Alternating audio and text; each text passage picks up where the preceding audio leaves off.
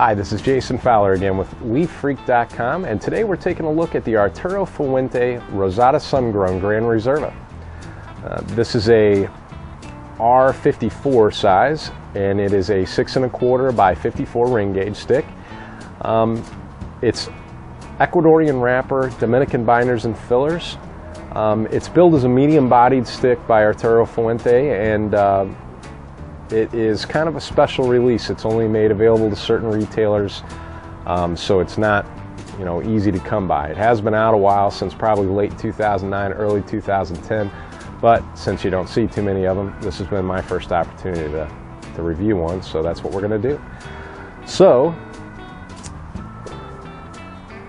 pre-light aroma is kind of a sweet tobacco, typical tobacco aromas, maybe with some honey in there.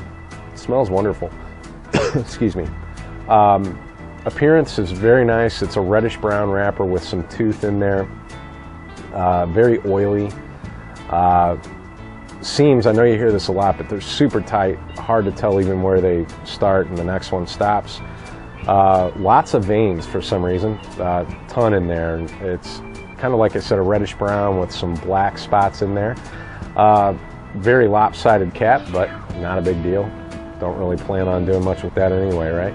Cutting it off for the most part. So anyway, we'll get into it here in a second, and I'll let you know what I think.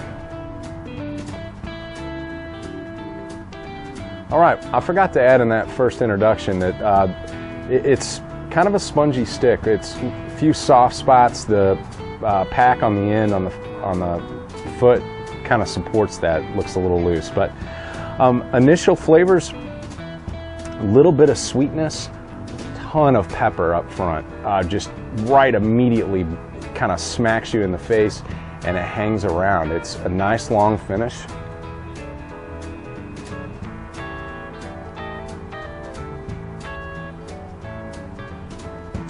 Almost like a Don Pepin type pepper up front that just, a lot of his sticks just smack you in the face with pepper, and then as the stick develops, it smooths out and you get a lot of that complex flavor. I bet we're going to get into some of that. So far, I like the flavor. So we'll report back here in a few with what we've got. Okay, we're about 25 minutes in. I thought I'd give an update.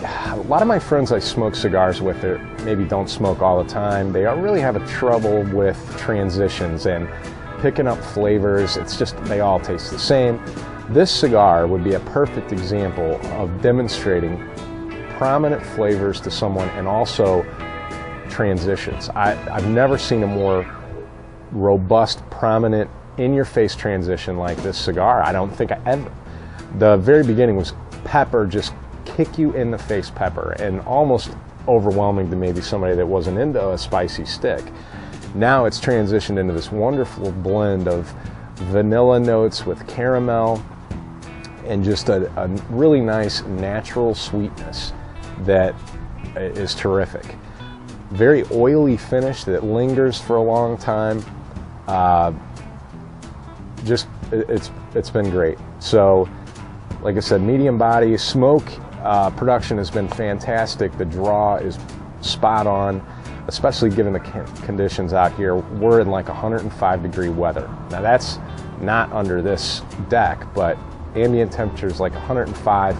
Humidity is off the charts. Probably, in all honesty, not fair to a cigar manufacturer that I'm even reviewing a stick in these conditions, because they're not, they're not conducive to a decent experience with cigars. But given that, it's performed admirably. So I'll give you an update here in a few and let you know how it's going. All right, another update. We're about the 55-minute mark, and in keeping with the transition theme, we've had another one, although this one hasn't been quite as pleasant. Losing a lot of that sweetness that was kind of making it stand out there, and none of the peppers left. There's not really a foundation there. It's transitioned more to just very traditional tobacco flavors. Not necessarily always a bad thing, although several draws ago, maybe about 10 minutes ago, I got some paper bag notes, which no matter how you look at that, is not always pleasant. So the ash has hung on admirably. It's done fine, especially given the conditions. The first one dropped off at about 1.5 inches. which is really good. And then ever since then, it's been a little flaky, but I would chalk that up more to just this nasty weather that I'm having, and that's why I haven't had as many updates here lately. It's just been too rough to go outside and smoke. So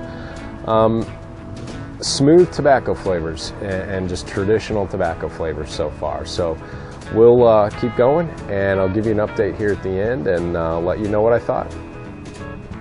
All right, we're nearing the end here, and I thought I'd give an update and kind of wrap things up. We're about the hour-and-a-half mark. Still probably could get another 15 minutes out of this. It's just so hot out here, and this is warming up a little bit, and my tolerance level for the heat is a little less than it normally would be. So the changes, flavor changes, have kind of been minimal now. There's been a few peanut notes here lately, but it's been pretty much that same traditional tobacco flavors that were in the last update. Draw smoke production has been exceptional throughout, especially given the conditions here. I mean, it's really a testament to it.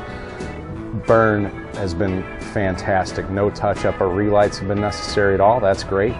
The ashes continue to do well too. It's, like I said, been a little flaky, but probably not the fault of the cigar. This is a great value, especially in Robusto size. I think those run about $7. I think it's a tough call because it's a cigar of chapters, and like a lot of them, you know, you may like 2 of the 3 chapters. That's kind of where I'm at. I'm just short of recommending this. I mean, just short. I loved the first chapter, that spice and that pepper. I loved it so much I wish that it would have hung around a little longer. I loved the second chapter, that sweetness and the caramel and the vanilla. That was fantastic.